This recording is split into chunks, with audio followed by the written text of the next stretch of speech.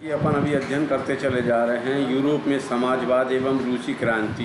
तो इसका जो शेष बचा हुआ है यूरोप में समाजवाद एवं रूसी क्रांति, तो आज हम जो पढ़ने जा रहे हैं उसी अध्याय से संबंधित रूस में समाजवाद, है ना। तो रूस में समाजवाद से आज हम जो अध्ययन करने जा रहे हैं, तो जैसा कि 1914 से पहले 1914 से पहले रूस में सभी राजनीतिक पार्टियां गैर कानूनी थी। क्या थी? 1914 के पहले सभी राजनीतिक जितनी भी पार्टियां थी वो गैर कानूनी थी, है ना। कहाँ पे? रूस में। और मार्क्स के विचारों को मानने वाले जो मार्क्स थे, तो उनके विचारों को मानने वाले जो समाजवादियों ने क्या किया था? 1898 में रशियन सोशल डेमोक्रेटिक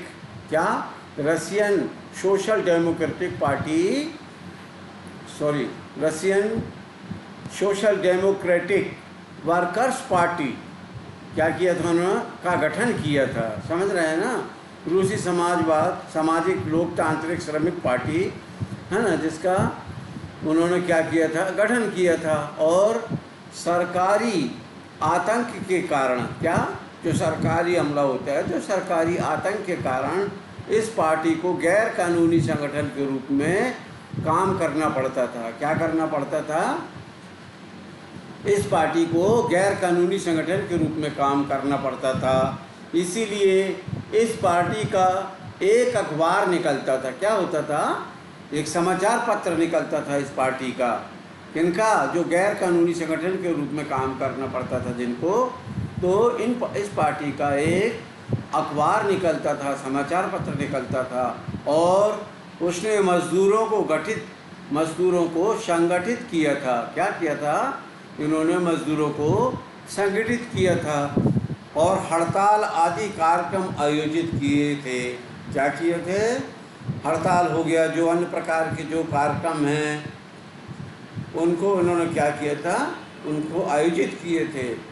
और कुछ रूसी समाजवादियों को लगता था कि क्या, कुछ जो रूसी समाजवादी थे, तो रूसी समाजवादियों को लगता था कि रूसी किसान जिस तरह समय समय पर ज़मीन बांटते हैं, क्या, जैसा अपन ने पूर्व में अध्ययन किया था बांटने के संदर्भ में ज़मीन, तो इसी प्रकार से रूसी किसान जिस तरह समय समय पर ज़मीन बांटते हैं, उससे पता चलता है कि वह स्वाभाविक रूप से समाजवादी भावना वाले लोग हैं। क्या पता चलता है? उससे पता चलता है कि वह सामाजिक रूप से क्या थे? स्वाभाविक रूप से समाजवादी भावना वाले लोग हैं। इसी आधार पर उनका मानना था कि रूस में मजदूर नहीं बल्कि किसान ही क्रांति के रूप में बल्कि किसान ही क्रांति के मुख्य शक्ति बनेंगे। वे क्रांति का नेतृत्व करेंगे और रूस बाकी देशों के मुकाबले ज़्यादा जल्दी समाजवादी देश बन जाएगा, है ना। तो क्या होता है फिर 19वीं सदी के आखिरी में रूस के ग्रामीण इलाकों में समाजवादी काफ़ी सक्रिय थे। फिर सन 1900 में 1900 में उन्होंने सोशलिस्ट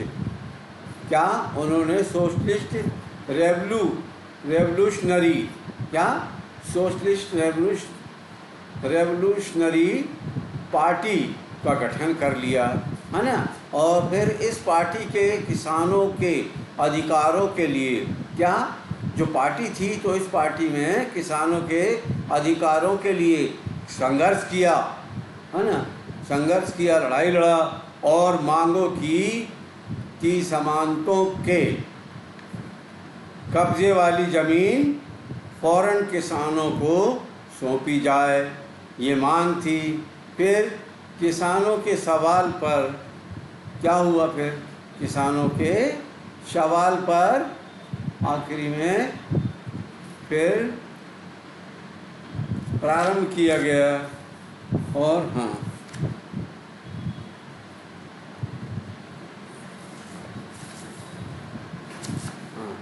सामाजिक लोकतांत्रिक खेमा समाजवादी क्रांतियों से सहमत नहीं था, है ना। तो लेकिन लेनिन का मानना था कि किसानों में एकजुटता नहीं है, वे बटे हुए हैं। क्या है? वे बटे हुए हैं और कुछ किसान गरीब थे तो कुछ अमीर, कुछ मजदूरी करते थे तो कुछ पूंजीपति थे, है ना। दोनों में भिन्नता थी।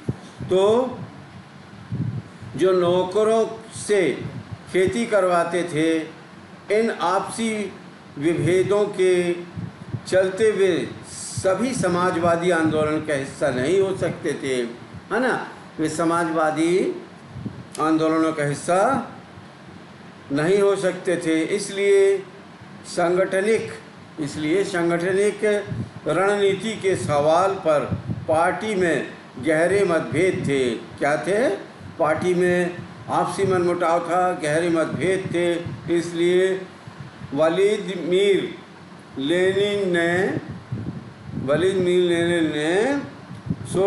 लेनिन सोचते थे कि जार शासित रूस जैसे दमनकारी समाज में पार्टी अत्यंत अनुशासित होनी चाहिए। क्या होना चाहिए? पार्टी अत्यंत अनुशासित होनी चाहिए और अपने सदस्यों की संख्या व स्तर पर उसका पूरा नियंत्रण होना चाहिए। क्या होना चाहिए? पूरा नियंत्रण होना चाहिए। किस चीज़ पर? अपने सदस्यों की संख्या व स्तर पर पूरा नियंत्रण होना चाहिए। इसलिए दूसरा खेमा मानता था कि पार्टी में सभी को सदस्यता दी जानी चाहिए, है ना। तो दूसरा खेमा क्या मानता था? कि पार्टी में सभी को सदस्यता दी जानी चाहिए। इसीलिए अब आगे जो है, अब हम उथल पुथल का समय, तो क्या होता है जो पूर्व में अभी जो अध्ययन किया अपन ने, अब इस संदर्भ में इसकी जो प्रतिक्रिया हो रही है, उथल पुथल का समय, तो सन 1905 की क्रांति, है ना। सन 1905 की क्रांति। अच्छा, रूस एक निरंकुश राजशाही था। क्या था? रूस एक निरंकुश राजशाही था। अन्य यूरोपीय शासकों के विपरीत 20वीं सदी की शुरुआत में भी जार राष्ट्रीय संसद के अधीन नहीं था। क्या था? राष्ट्रीय संसद के अधीन नहीं था। अच्छा, उदारवादियों ने इस स्थिति को खत्म करने के लिए बड़े पैमाने पर मुहिम चलाई। किन्होंने?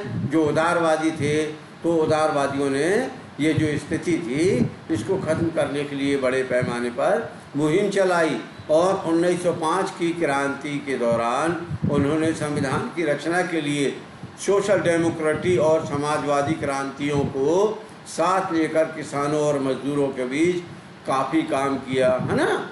इन दोनों ने मजदूरों के बीच और किसानों और मजदूरों के बीच काफ़ी क्या किया? काम किया। अच्छा, रूसी साम्राज्य के तहत उन्हें राष्ट्रवादियों और इस्लाम के आधुनिकीकरण के समर्थन, जदीदियों, समझ रहे हैं आप बात को, जदीदियों का भी समर्थन मिला, है ना। तो जब जदीदियों का भी समर्थन मिला, फिर इसके पश्चात क्या हुआ? रूसी मजदूरों के लिए 1904 का साल बहुत बुरा रहा। क्या था? जो रूसी मजदूर थे उनके लिए सन 1904 का जो वर्ष था वो बहुत बुरा रहा। कैसे? क्योंकि ज़रूरी चीज़ों की कीमतें इतनी तेज़ी से बढ़ी कि वास्तविक वेतन में 20% तक की गिरावट आ गई, है ना। तो जो उनका वास्तविक वेतन था, वेतन में क्या हुआ? 20% तक की गिरावट आ गई। उसी समय मजदूर संगठनों की सदस्यता में भी तेज़ी से वृद्धि हुई थी, है ना। क्या हुआ था? उसी समय मजदूर संगठनों की सदस्यता में भी तेज़ी से वृद्धि हुई और जब 1904 में ही गठित की गई असेंबली ऑफ रशियन वर्कर्स के 4 सदस्यों को प्यूतिलोव आयरन वर्कर्स में उनको नौकरी से हटा दिया गया। तो मज़दूरों ने आंदोलन छेड़ने का ऐलान कर दिया। जब उनको नौकरी से हटाया गया तो वहाँ के जो मज़दूर थे उन्होंने क्या किया, आंदोलन छेड़ने का ऐलान कर दिया और अगले ही कुछ दिनों के भीतर सेंट पीटर्सबर्ग के 1,10,000 से ज़्यादा मजदूर काम के घंटे घटाकर 8 घंटे किए जाने वाले वेतन में वृद्धि और कार्य स्थितियों में सुधार की मांग करते हुए हड़ताल पर चले गए। कितने लोग? 1,10,000 से ज़्यादा, मतलब लाख से ऊपर थे, है ना। तो 1,10,000 से ज़्यादा मजदूर काम के लिए घंटे घटाकर 8 घंटे किए जाने वाले वेतन में वृद्धि और कार्य स्थितियों में सुधार की मांग करते हुए क्या हुआ, हड़ताल पर चले गए, है ना। जब वो हड़ताल पर चले गए फिर क्या हुआ मालूम है? इसी दौरान जब पादरी गैपान के नेतृत्व में मजदूरों का एक जुलूस विंटर पैलेस के सामने पहुंचा। कहाँ पहुंचा? विंटर पैलेस के सामने पहुंचा। तो पुलिस और कोसैक्स ने मजदूरों पर हमला बोल दिया, है ना। तो इन दोनों ने क्या किया, मजदूरों पर हमला बोल दिया। फिर इस घटना में 100 से ज़्यादा मजदूर मारे गए। समझ रहे बात को आप? ये जो हमला बोला था इसमें 100 से ज़्यादा मजदूर मारे गए और लगभग 300 घायल हुए। अच्छा, इतिहास में इस घटना को खूनी रविवार के नाम से याद किया जाता है। समझ रहे बात को आप? इतिहास में इस घटना को किस नाम से जाना जाता है? खूनी रविवार के नाम से याद किया जाता है। अच्छा, और 1905 की क्रांति की शुरुआत इसी घटना से हुई थी, है ना। जो 1905 की क्रांति थी उसकी शुरुआत इसी घटना से हुई थी और सारे देश में हड़तालें होने लगी। जब नागरिक स्वतंत्रता के अभाव का विरोध करते हुए विद्यार्थी अपनी कक्षाओं का बहिष्कार करने लगे तो क्या हुआ, तो विश्वविद्यालय भी बंद कर दिए गए, है ना। जब कक्षाओं का बहिष्कार करने लगे विद्यार्थी तो विश्वविद्यालय भी क्या हुआ, विश्वविद्यालय भी बंद कर दिए गए। वकीलों और डॉक्टर, इंजीनियर और अन्य मध्यवर्गीय कामगारों ने संविधान सभा के गठन की मांग करते हुए क्या किया, यूनियंस की स्थापना कर दी, है ना। यूनियंस की स्थापना कर दी। फिर इसके पश्चात क्या हुआ, जब उन्होंने यूनियंस ऑफ यूनियन की क्या किया, स्थापना किया, तो फिर 1905 की क्रांति के दौरान जार ने एक निर्वाचित परामर्शदाता संसद या ड्यूमा के गठन पर अपनी सहमति दे दी। क्या किया उन्होंने, अपनी सहमति दे दी। फिर क्रांति के कुछ दिन तक फैक्ट्री मजदूरों की बहुत सारी ट्रेड यूनियनों और फैक्ट्री कमेटियां भी अस्तित्व में रहीं। क्या था, यूनियनें और फैक्ट्री कमेटियां भी अस्तित्व में रहीं। 1905 के बाद ऐसी ज़्यादातर कमेटियां और यूनियनें अनाधिकृत रूप से काम करने लगी। अनाधिकृत का तात्पर्य समझ रहे हैं ना, जैसे अपन इंग्लिश में बोलते हैं लीगल इलीगल, तो ये क्या हुआ, इलीगल, है ना। तो इसीलिए अनाधिकृत रूप से काम करने लगे क्योंकि उन्हें गैर कानूनी घोषित कर दिया गया था। इसलिए, है ना, वो जो अनाधिकृत रूप से काम कर रहे थे उन्हें क्या किया गया था, गैर कानूनी घोषित कर दिया गया था और राजनीतिक गतिविधियों पर भारी पाबंदियां लगा दी गई थी। जो राजनीतिक क्रियाकलाप और गतिविधियां थीं उन पर क्या कर दिया गया था, पाबंदी लगा दी गई थी, रोक लगा दी गई थी। और जार ने पहली ड्यूमा को मात्र 75 दिन के भीतर और पुनर्निर्वाचित दूसरी ड्यूमा को 3 महीने के भीतर बर्खास्त कर दिया। समझ रहे बात को आप? 3 महीने के भीतर क्या किया उन्होंने, बर्खास्त कर दिया, निकाल दिया। वह किसी तरह की जवाबदेही या अपनी सत्ता पर किसी तरह का अंकुश नहीं चाहता था। क्या, किसी भी प्रकार का कोई अंकुश नहीं चाहता था उसने मतदान कानूनों में फेरबदल करके तीसरा ड्यूमा में रूढ़िवादी राजनेताओं को मार डाला। क्या किया? जो ड्यूमा में जो तीसरा ड्यूमा चालू किया था, तो तीसरा ड्यूमा में रूढ़िवादी जो राजनेताओं थे, तो रूढ़िवादी राजनेताओं को उन्होंने क्या किया? मार डाला और उदारवादियों और क्रांतिकारियों को बाहर रखा गया। उदारवादी और जो क्रांतिकारी थे उनको क्या किया गया? बाहर रखा गया, है ना। अच्छा, अब जो फिर उसके पश्चात क्या हुआ? जे अब अपन अध्ययन करने जा रहे हैं पहला विश्व युद्ध, है ना, और रूसी साम्राज्य, है ना। तो पहला विश्व युद्ध और रूसी साम्राज्य, तो जो पहला विश्व युद्ध था और रूसी साम्राज्य, इस संदर्भ में 1914 में दो यूरोपीय संगठनों के बीच युद्ध छिड़ गया। किनके बीच? यूरोपीय संगठनों के बीच युद्ध छिड़ गया, है ना। कब? 1914 में। फिर एक खेमे में जर्मनी, ऑस्ट्रिया और तुर्की, क्या एक खेमे में क्या कौन कौन थे? एक खेमे में जर्मनी, ऑस्ट्रिया और तुर्की, है ना, थे। तो दूसरे खेमे में कौन कौन था? फ्रांस, ब्रिटेन व रूस। दूसरे खेमे में फ्रांस, ब्रिटेन और रूस। अच्छा, तो इन सभी, बाद में इटली और रोमानिया भी इस खेमे में शामिल हो गए थे, है ना। कौन से खेमे में? हम आपसे पूछेंगे इस संदर्भ में, अगर आप ध्यान दे रहे हैं तो। जैसा कि दूसरे खेमे में फ्रांस, ब्रिटेन व रूस, है ना। फिर उसके बाद में इटली और रोमानिया भी इस खेमे में शामिल हो गए थे। तो इन सभी देशों के पास विशाल वैश्विक साम्राज्य थे। कौन थे? विशाल वैश्विक साम्राज्य थे। इसलिए यूरोप के साथ साथ यह युद्ध यूरोप के बाहर भी फैल गया था। क्या हुआ था? यूरोप में तो खैर हो ही रहा था युद्ध, परंतु यूरोप के साथ साथ यह युद्ध यूरोप के बाहर भी फैल गया था। और इसी युद्ध को पहला विश्व युद्ध कहा जाता है। आपसे प्रश्न पूछूंगा, इस बात को आप चाहें तो ध्यान रखें या अंडरलाइन कर लें या नोट कर लें।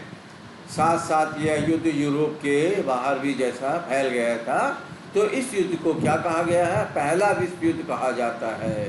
ठीक है। अच्छा, इस युद्ध की शुरू में रूसियों का काफ़ी समर्थन मिला। क्या हुआ? इस युद्ध को शुरू में जो रूस के लोग थे, तो रूसियों का काफ़ी समर्थन मिला। जनता ने जार का साथ दिया। लेकिन जैसे जैसे युद्ध लंबा खिंचता गया, जार ने ड्यूमा में मौजूद मुख्य पार्टियों से सलाह लेना छोड़ दिया। क्या किया? जो मुख्य पार्टियां थी उनसे क्या किया? जार ने पार्टियों से सलाह लेना छोड़ दिया और उसके प्रति जन समर्थन कम होने लगा। फिर क्या हुआ? उनके प्रति जन समर्थन कम होने लगा, क्योंकि जर्मनी विरोधी भावनाएं दिनों दिन बलवती होने लगी।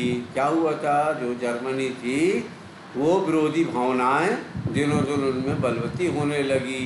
फिर उसके बाद में जर्मनी विरोधी, समझ रहे बात को आप? तो जर्मनी विरोधी, तो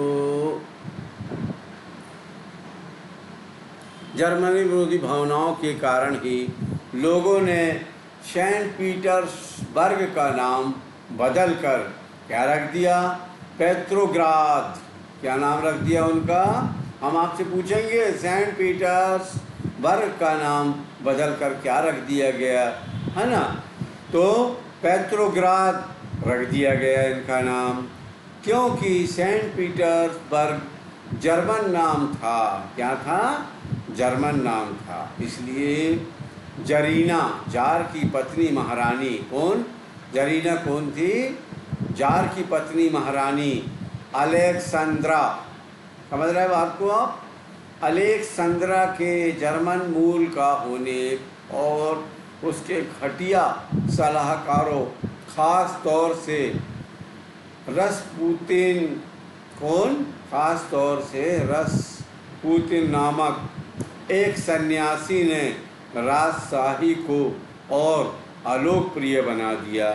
क्या किया? राजशाही को और अलोकप्रिय बना दिया। फिर प्रथम विश्व युद्ध के बाद के पूर्व मोर्चा पर चल रही लड़ाई पश्चिमी मोर्चे की लड़ाई से भिन्न थी। समझ रहे हैं बात को आप? जो प्रथम विश्व युद्ध के जो पूर्वी मोर्चे पर चल रही लड़ाई पश्चिमी मोर्चे की लड़ाई से भिन्न थी। इसलिए पश्चिम में सैनिक पूर्वी फ्रांस की सीमा पर बनी खाइयों से लड़ाई लड़ रहे थे। समझ रहे हैं बात को आप? जो पश्चिम में सैनिक थे तो सैनिक पूर्वी फ्रांस की जो सीमा पर बनी हुई खाइयाँ थी, खाई समझते ना, गहराइयों में या बनाई हुई अपनी खो, तो खाइयों से लड़ाई लड़ रहे थे। जबकि पूर्वी मोर्चे पर सेना ने काफ़ी बड़ा फासला तय कर लिया था। किन्होंने फासला तय कर लिया था? इस संदर्भ में आपसे पूछा जाएगा। अच्छा, इस मोर्चे पर बहुत सारे सैनिक मौत के मुंह में जा चुके थे। क्या हुआ था? इस मोर्चे पर बहुत सारे सैनिक मौत के मुंह में जा चुके थे। सेना की पराजय ने रूसियों का मनोबल तोड़ दिया। क्या किया था? सेना की पराजय ने रूसियों का मनोबल तोड़ दिया और सन 1914 से 1916 के बीच, है ना, 1914 से 1916 के बीच मतलब 2 वर्ष के अंतराल में जर्मनी और ऑस्ट्रेलिया में रूसी सेनाओं को भारी पराजय झेलनी पड़ी। किसको? रूसी सेनाओं को भारी पराजय झेलनी पड़ी। फिर 1917 तक 70 लाख लोग मारे जा चुके थे। कितने? 1917 तक 70 लाख लोग मारे जा चुके थे। ठीक है? अच्छा, पीछे हटती रूसी सेनाओं ने रास्ते में पड़ने वाली फसलों और इमारतों को भी नष्ट कर डाला। किन्होंने नष्ट कर डाला? पीछे हटती रूसी सेनाओं ने रास्ते में पड़ने वाली फसलों और इमारतों को भी नष्ट कर डाला ताकि दुश्मन की सेना वहाँ टिक ही ना सके। इसलिए उन्होंने उसको नष्ट कर दिया था ताकि दुश्मन की सेना वहाँ टिक ना सके। और फसलों और इमारतों के विनाश से रूस में 30 लाख से ज़्यादा लोग शरणार्थी हो गए, है ना। रूस में 30 लाख से ज़्यादा लोग शरणार्थी हो गए। इन हालात ने सरकार और जार दोनों को अलोकप्रिय बना दिया। क्या हुआ? इन हालातों ने सरकार और जार दोनों को अलोकप्रिय बना दिया। सिपाही भी युद्ध में तंग आ चुके थे। जो सिपाही थे लड़ रहे थे वो भी युद्ध से तंग आ चुके थे। अब वे लड़ना नहीं चाहते थे, है ना, इसलिए वो लड़ना नहीं चाहते थे।